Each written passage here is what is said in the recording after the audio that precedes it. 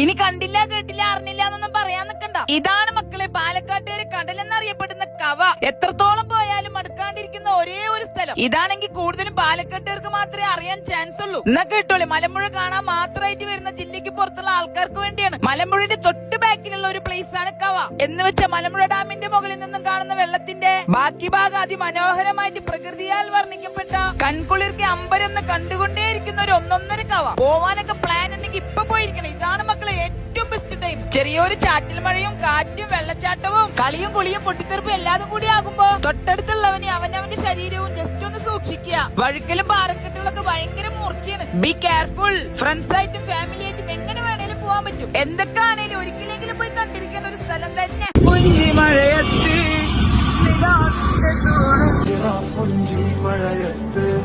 നിലാവഞ്ചി തുഴഞ്ഞത്ത് ചിറാപ്പുഞ്ചി മഴയത്ത് നിലാവഞ്ചി തുഴഞ്ഞത്ത്